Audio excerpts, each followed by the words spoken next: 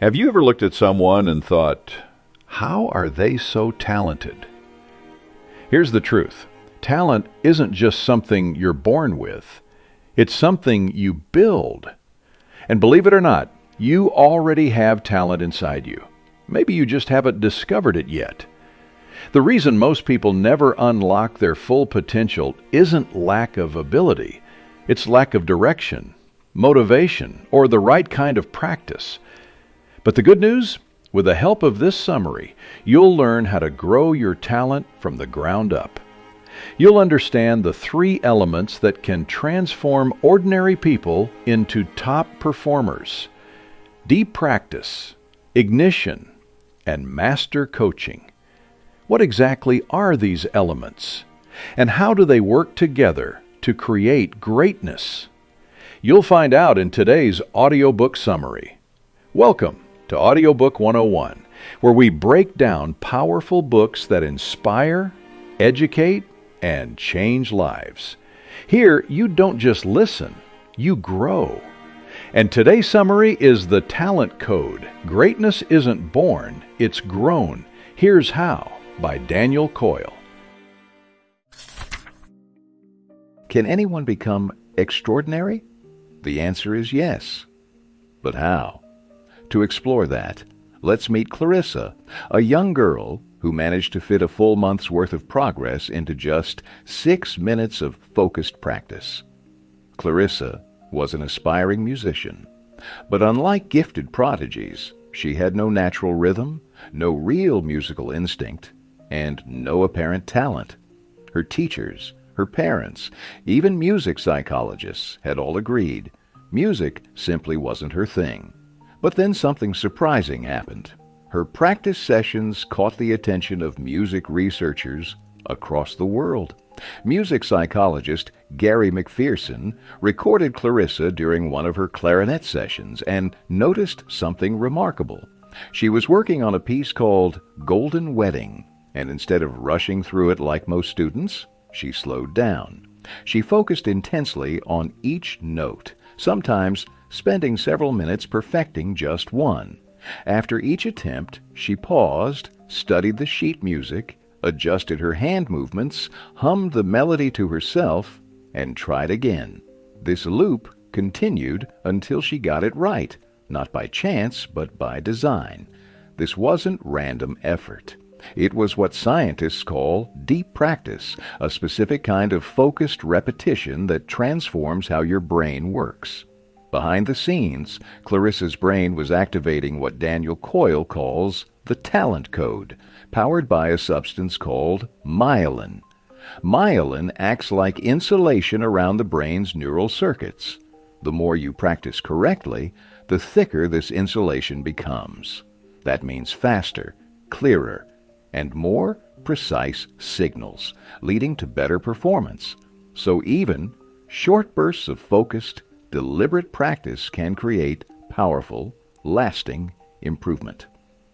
And the more you train this way, the more talent you build, regardless of where you started.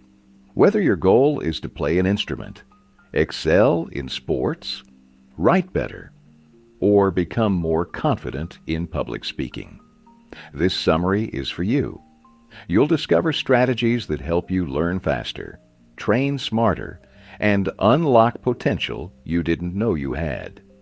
You'll also understand how your brain and nervous system process every moment of practice and how to use that to your advantage. The talent code is built around 3 essential elements: deep practice, ignition, and master coaching. When used together, these elements can rapidly accelerate your journey toward mastery. So if you're ready to stop wishing you were talented and start building real talent, this summary is your starting point. The sweet spot. Talent isn't something you're simply born with. It's something you build through repeated effort and focused practice. Being talented doesn't mean you're a prodigy or that you possess a rare gift from birth. Instead, it means you've trained a skill over and over again, refining it with deliberate practice. According to an old saying, we improve by making mistakes. Failure, then, isn't a sign of weakness. It's a stepping stone to mastery. Every time you fail, your brain receives feedback that helps you improve. It highlights your weak spots and gives you an opportunity to correct them. That's where real learning happens. This kind of growth requires what Daniel Coyle calls deep practice. It's a highly active form of learning, where the struggle is not a problem, but a sign that progress is being made. In contrast, passive learning, simply watching or listening, is often ineffective. Without active engagement, the brain fails to retain information in the long term. For example, think of the moment on a flight when a cabin crew member demonstrates how to use a life jacket. You watch, you listen, and you think you've got it. But an hour later, if there's an actual emergency and the captain instructs everyone to put on their life jackets, would you really remember what to do? Chances are, most people wouldn't. That's because they didn't actually do anything. They observed, but they didn't experience. They saw someone pull red tabs and tighten black straps, but in a moment of panic, those steps vanish from memory. This is exactly why deep practice matters. If, during that demonstration, you had physically put on the life jacket, adjusted the straps, and pulled the tabs yourself, your body and brain would have created a memory rooted in action. The process of doing builds stronger connections in the brain than just observing. This principle applies to everything. Take another example. Someone introduces themselves at a party and tells you their name. You hear it, maybe even nod, but a few minutes later, the name is gone. That's passive learning. But if you were the one who asked their name, repeated it aloud, and used it in a sentence, you're far more likely to remember it. That's because you took initiative. You turned a passive moment into an active one, and that made all the difference. Deep practice is about putting yourself in situations where you're forced to slow down, confront mistakes, and adjust in real time. It's about identifying what went wrong and trying again, using those small failures as stepping stones. You're not just going through the motions. You're deeply involved in every step of the process. This type of practice forces your brain to work harder, and in doing so, it builds stronger, faster, and more precise neural circuits. It's important to understand that simply performing a task without effort doesn't help you grow. In fact, it may reinforce bad habits or create the illusion of competence. True learning requires conscious struggle. As psychologist Robert Bjork, who studies memory and learning, explains, one honest attempt is more valuable than 1,000 observations. That means you'll learn more from actively engaging with a task, even if you fail, than from watching someone else do it perfectly. If you're serious about building a skill, you need to engage in activities that stretch your current abilities. The sweet spot lies just beyond your comfort zone, where you're not completely lost, but where success isn't guaranteed either. That's where real progress is made. Deep practice means exploring and experimenting. You try something, fail, identify the mistake, adjust your approach, and try again. It's in this cycle of effort, failure, reflection, and repetition that true talent is developed. Robert Bjork refers to this process as desirable difficulty. It's the idea that the more effort something requires, the more durable the learning becomes. The sweet spot is the place where what you know meets what you're trying to master. It's not about collecting information. It's about learning how to use it. That's what separates deep learning from surface-level understanding. The real secret to deep practice is doing the hard things, the parts of a skill you'd usually avoid because they're uncomfortable or confusing.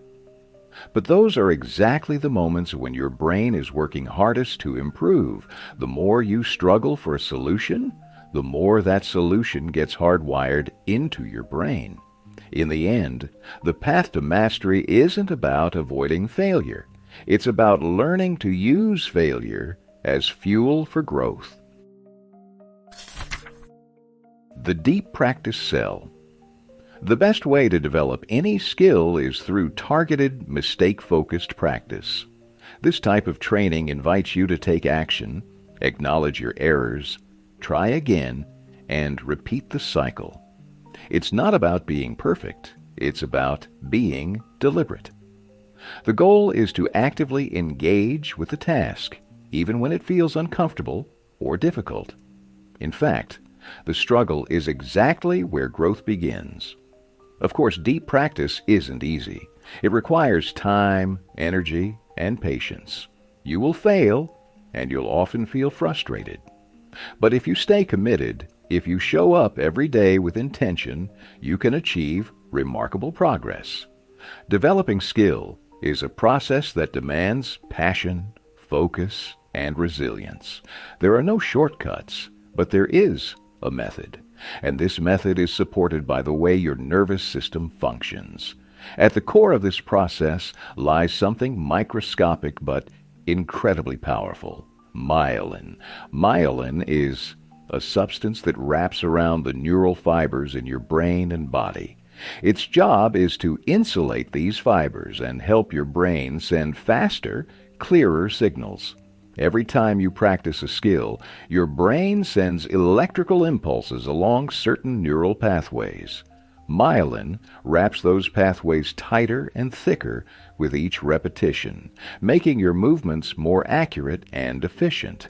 Imagine your neural fibers are like strands of spaghetti, and myelin is the hot water that helps them soften and stick together.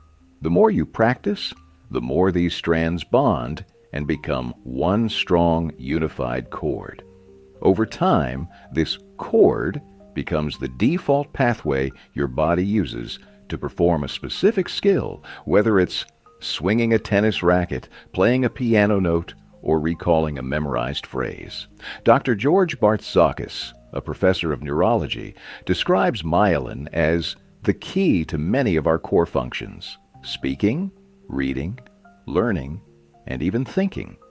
It's what allows our brains to work efficiently. It's what turns conscious effort into automatic performance. Without myelin, the brain would be slow, sloppy, and inefficient. To understand how this works, imagine plugging in a string of Christmas lights. At first, only a few bulbs light up. But as the circuit completes, all the bulbs illuminate and the whole room brightens. This is how myelin helps the brain. It strengthens the circuit, connects the pathways, and speeds up the entire process. It creates an internal infrastructure, almost like electrical tape, helping the signals move quickly and precisely. This is how skill is built. When your brain and nervous system begin to process your actions unconsciously. It's the input-output process in action. The input comes from your senses and decision-making, seeing the ball, feeling the grip of the racket, and choosing to swing. The processing happens as your brain and nervous system send signals through the spaghetti-like nerve fibers, with myelin insulating them. Then comes the output. Your body moves, your hips rotate, your arms respond, and the skill is performed. This is also what we often refer to as muscle memory. But really, it's brain memory that's been built and stored in the muscles through deep repetition. When you've practiced something enough, your body doesn't have to think. It just reacts. The signal is recognized instantly because myelin has bundled the skill into a rapid-fire automatic response. That's the true power of deep practice. With consistent, focused effort, even in small daily doses, you begin to build a solid foundation for any skill.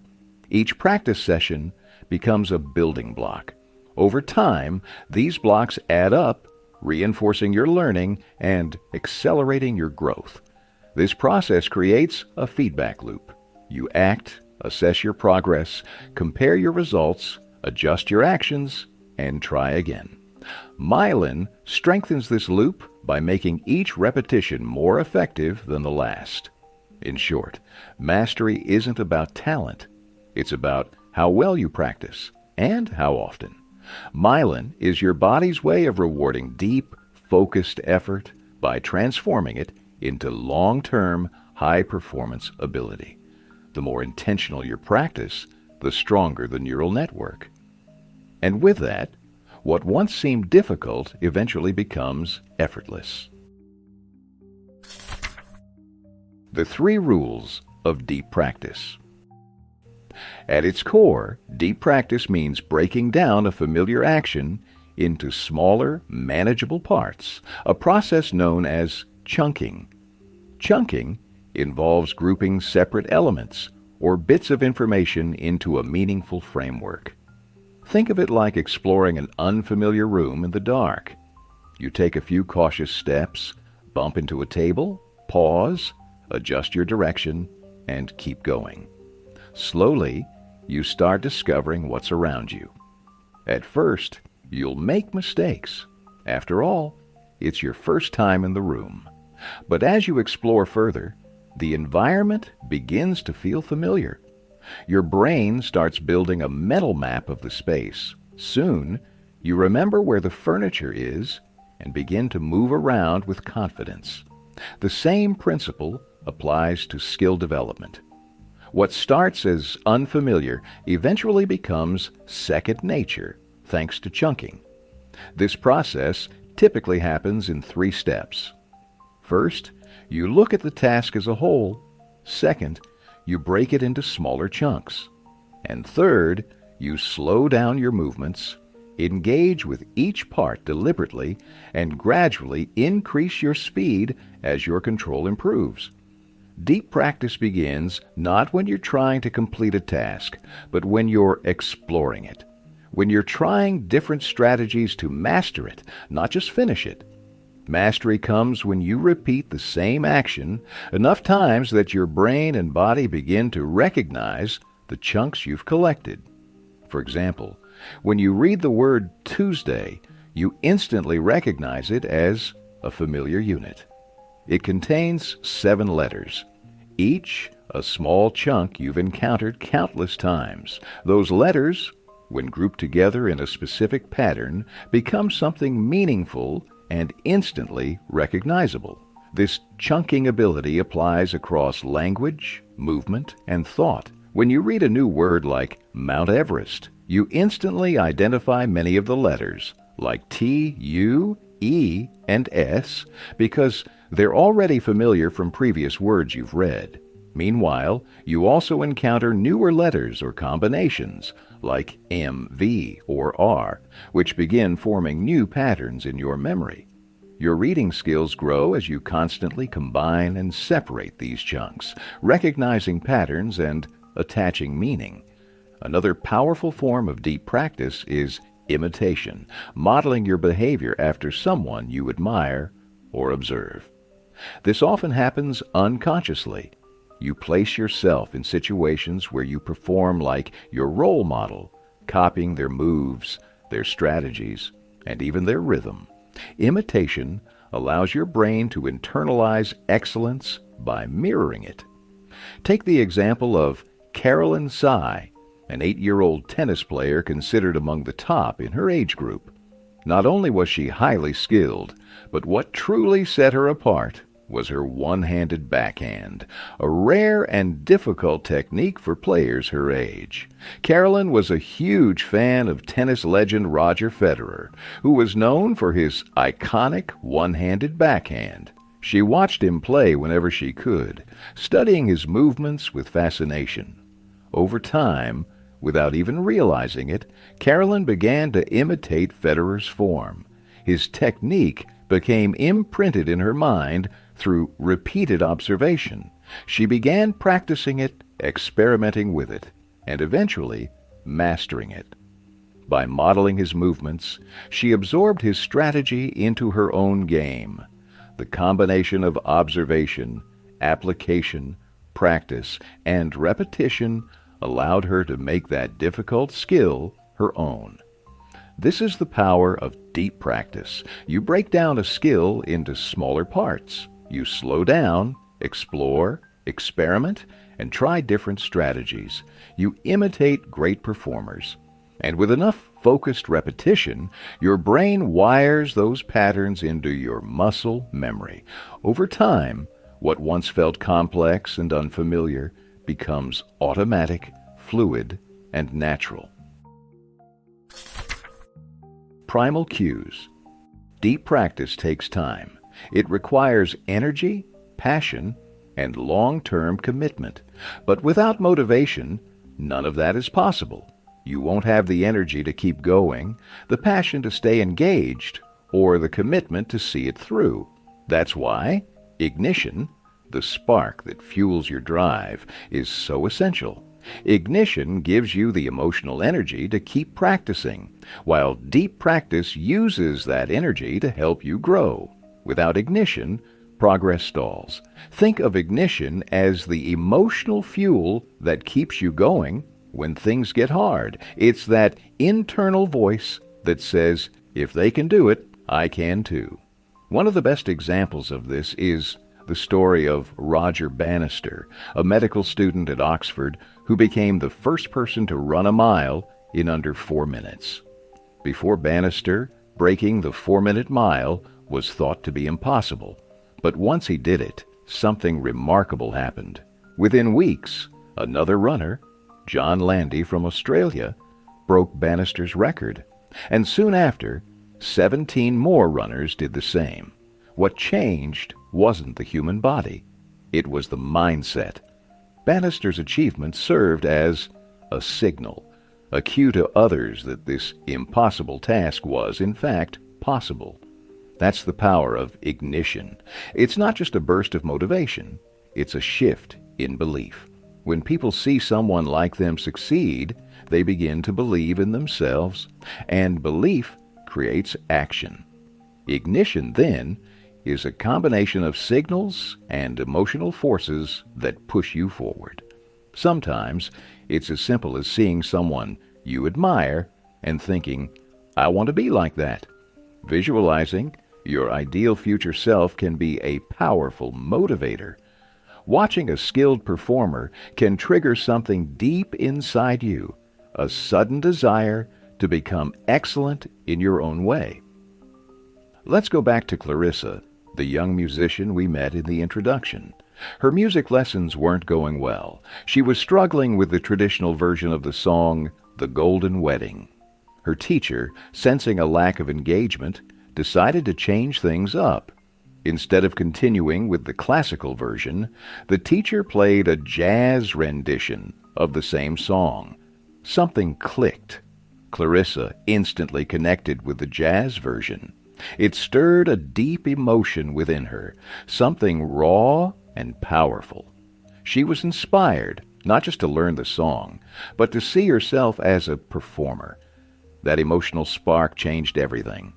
Suddenly, she was motivated. She practiced with passion, driven by a new sense of purpose. That's ignition in action. In simple terms, ignition is triggered by environmental cues, moments or experiences that tap into your emotional core. Until something sparks your energy, it's hard to sustain motivation. This is where the concept of Scrooge's principle comes in. It suggests that every person has a hidden reserve of energy stored deep in the unconscious mind, waiting to be unlocked. But this reserve can't be accessed by logic or force. It needs the right emotional combination to open. These emotional triggers can be anything: the fear of being left behind, the pain of losing someone close, or the desire for security and recognition. When these cues are activated, they release powerful energy that drives behavior. Sometimes, people even learn to deliberately manipulate their motivation by tapping into these cues. They create emotional conditions that ignite their drive from within. That's the key point. Ignition can't be forced, but it can be discovered, and sometimes even created. It isn't about following rules or strategies. It's about finding what emotionally moves you, what pushes you to take action, and what keeps you going even when the process is difficult. You'll still make mistakes. That's part of the journey. But ignition ensures that you come back after each one. It helps you practice more effectively by keeping your focus on the goal, not just the effort. And as you begin to recognize your own emotional triggers, your primal cues, you'll gain deeper insight into how you learn, how you stay motivated, and how to become the best version of yourself. How to ignite a hotbed. In the previous chapter, we explored the role of emotional triggers, primal cues, in creating motivation.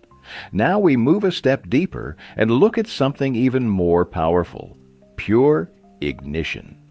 This is the kind of motivation that sparks unexpectedly, without planning or external support. It's the art and science of creating a talent hotbed, starting completely from scratch and building something remarkable out of sheer inspiration. Pure ignition often appears out of nowhere. It doesn't come from a structured system or formal plan. It arises suddenly and powerfully, catching people by surprise. A perfect example of this is the story of Mike Feinberg and Dave Levin, two young public school teachers trying to fix a broken education system. Despite their passion, Mike and Dave repeatedly failed in their efforts. They tried to reform their classrooms, improve student behavior, and involve parents. But they were constantly met with poor management, uncooperative parents, undisciplined students, and a system filled with red tape. Eventually, frustrated and disillusioned, they realized that trying to fix the system from within wasn't working. So they decided to build something entirely new. Over a casual coffee conversation, an idea was born. Instead of continuing to fight against the odds, they would open their own school. They called it KIPP, Knowledge is Power Program. The goal was simple, yet ambitious: to create an environment where great teachers, supportive parents, and a strong administrative foundation could come together to help students succeed. At first, it was just a single classroom tucked into a corner of an elementary school. Even then, success didn't come easily. Their first attempts to recruit the best teachers, design the perfect syllabus, apply innovative teaching methods, and manage the school system efficiently fell flat. Their plans crumbled, but they didn't give up. Instead, they adjusted.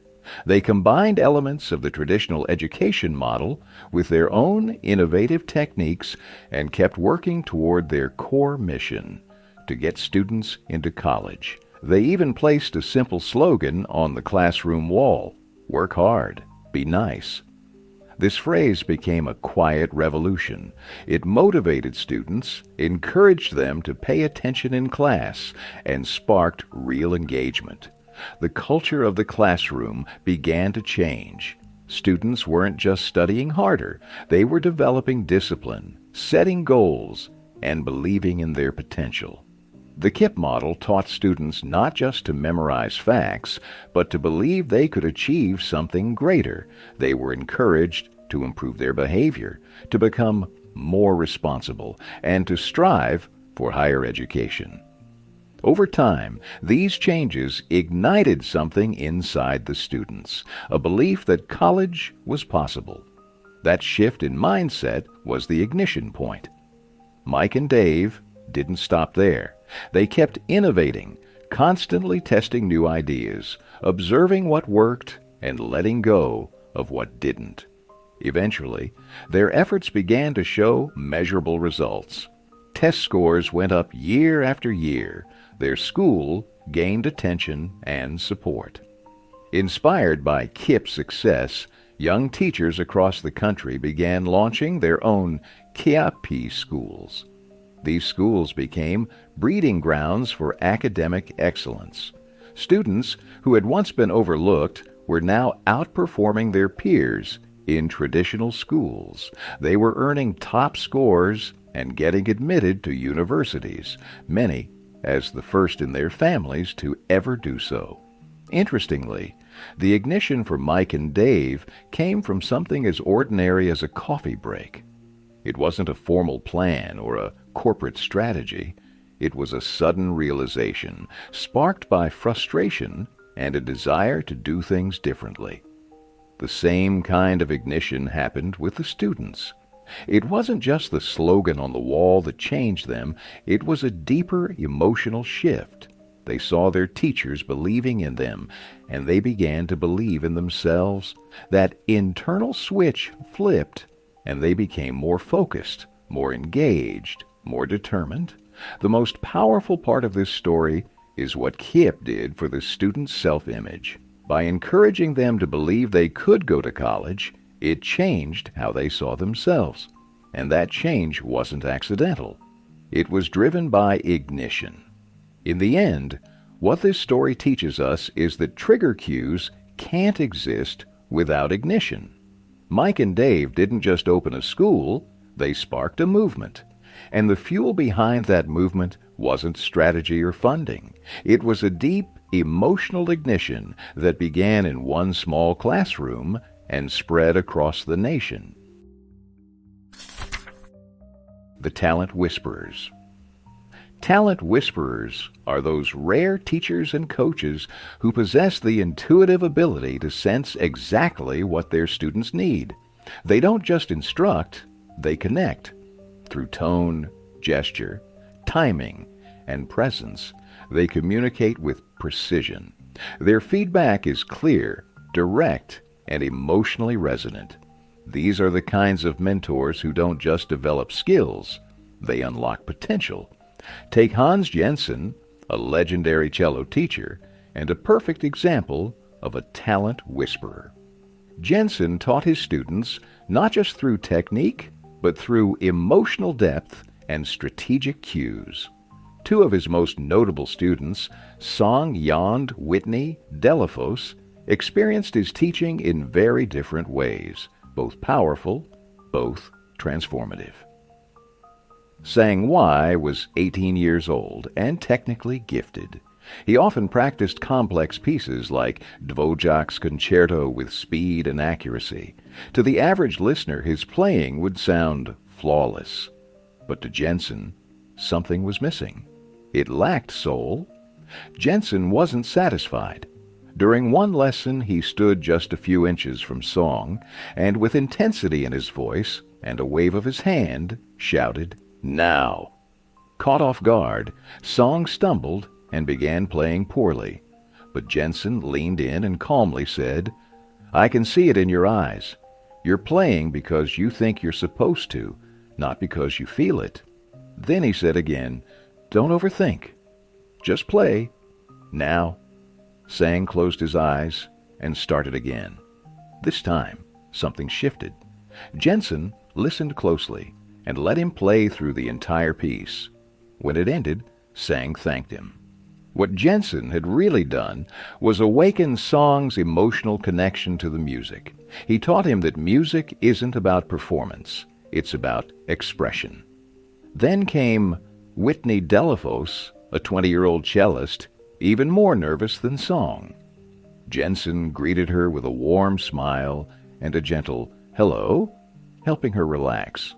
Once she was at ease, he asked her to begin. Whitney played a Bach concerto, but it didn't go well. She missed several notes and completely lost the rhythm in faster sections. By the end, she looked devastated. Jensen leaned forward and simply said, "You have to immerse yourself." Confused, Whitney asked what he meant. He explained that she needed to fully absorb the piece, to feel it from within, rather than just perform it on the surface. She was playing the notes, but not connecting to the rhythm or flow. To help her understand, he guided her through a visualization exercise. He asked her to use her mind while practicing, to close her eyes and picture every section of the piece before she played it. Whitney followed his advice. With her eyes closed, she began to play again, this time imagining each movement, feeling each note. The difference was instant. Her performance was fuller, more expressive, more alive. This is why Hans Jensen was such an effective teacher. He didn't give one-size-fits-all instructions. He tailored his approach to each student's emotional and psychological needs. For song, he triggered the right cues to awaken emotion. For Whitney, he introduced a strategy, immersive visualization, to help her engage more deeply with the music. In both cases, he ignited their deep practice by speaking directly to what they needed most in that moment. Jensen didn't rely on theory alone.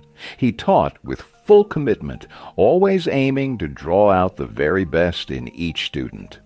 He treated all his students equally, with respect, patience, and a relentless focus on fundamentals. He understood that mastering the basics was the key to mastering the craft. Through his unique style of coaching, he helped his students not just improve their technique, but transform the way they approached their instrument and their performance. In essence, talent whisperers don't just teach, they listen, they sense, and they adapt. They create the conditions for deep practice by guiding students from the inside out. They bring out not only better skills, but a better version of the learner. The teaching circuit, a blueprint. Teaching, like any other skill, requires a combination of deep knowledge, hands-on experience, and consistent practice. According to educational researcher Ron Gallimore, teaching isn't just about telling students what to do. It's about recognizing their efforts, helping them engage deeply with knowledge, and guiding them toward mastery. Great teachers don't just deliver information. They create connection. They use their expertise to send the right signals at the right moments, which helps ignite a student's potential and fuel their growth. Many of these teachers also act as coaches, building strong, two-way communication with their students. Coaching, in this sense, isn't just about instruction, it's about dialogue, trust, and understanding. Through this connection, both teacher and student begin to understand each other's capabilities. The teacher picks up on cues, patterns, and feedback and uses that data to build a system of communication, a feedback loop that aligns both parties around a shared goal. Once that connection is established, the teacher can help the student move toward their sweet spot, where learning is most effective and growth is accelerated. According to Gallimore, master coaches and teachers often operate with 4 core qualities or virtues in their method. The first virtue is metrics. This refers to the ability to apply knowledge, experience, and practice within a structured setting. A master coach doesn't just have expertise, they organize that expertise into a mental grid. They know which strategy to apply, when to use it, and how to adapt it based on a student's unique needs. Their deep knowledge is mapped out in a way that can be accessed and delivered with purpose. Gallimore explains that a great teacher goes beyond surface-level instruction. They focus on leading students into deeper levels of learning. This means constantly thinking about how to structure lessons, how to introduce material, and how to guide the student from knowledge to mastery. They're not just thinking what to teach, but how to teach it best for each individual. The second virtue is perceptiveness, the ability to sense what's happening beneath the surface. Master coaches train their eyes like cameras. They observe subtle details in their students' behavior, posture, tone, and energy to identify strengths weaknesses, and emotional states. Based on this, they customize their communication to match the student's personality, pace, and learning style. Every instruction is personalized for maximum impact. The third virtue is known as the GPS reflex. Just like a GPS gives clear, firm directions. Turn left, go straight, you've arrived. Master coaches deliver instructions with authority and clarity. They don't hesitate or use uncertain phrases like, "Could you try this?" or "What do you think about doing that?" Instead, they guide with precise, confident language. "Now, do it like this. Add this technique at the end." For example, a voice coach might say, "The tempo picks up here, so match its speed," or "At the end of each line, add this technique," or even "Finish the last note like air slowly leaving a balloon." These kinds of instructions act as step-by-step commands, just like a GPS, helping students navigate through each phase of their learning. The clearer the guidance, the better the performance. The fourth and final virtue is theatrical honesty. This is the ability to give feedback, especially about mistakes, with complete sincerity. Students don't grow unless someone tells them the truth. Master coaches are committed to helping students improve, and that means pointing out errors as clearly and constructively as possible. Depending on the student, a coach might raise their voice, lower their tone, or ask reflective questions to see what resonates best. The goal isn't to criticize, it's to spark awareness. These four qualities, structured knowledge, metrics, perceptiveness, GPS-style clarity, and honest feedback, form the blueprint for effective teaching and coaching. Together, they create a powerful environment where students feel challenged, supported, and inspired to become their best. Conclusion. So, what have we learned from the Talent Code? First, you discovered that true learning happens when you step into the struggle, when you perform a task, make mistakes, correct them, and try again. That's how you find your sweet spot, the ideal zone where progress accelerates. In that space, you begin to identify which learning methods are effective and which ones aren't. By removing the ineffective and sharpening the useful, you grow faster and smarter. Second, you learn that myelin, the microscopic insulator in your nervous system, plays a critical role in building skill. The more signals you send through repetition and focused effort, the more myelin wraps around your neural pathways, making your learning faster, sharper, and more reliable. Third, you understood the power of chunking. No matter how big or complex a skill seems, breaking it down into small, achievable parts makes it possible. Start with small steps, embrace failure, and extract lessons from it. That's how true mastery begins, one chunk at a time. Fourth, you realized that motivation can be ignited by others. Sometimes, seeing someone else do something extraordinary can spark the belief inside you. If they can do it, I can too. These are called trigger cues, and they can become the emotional fuel for your journey. Fifth, you discovered that some of the most powerful ignition moments happen unexpectedly.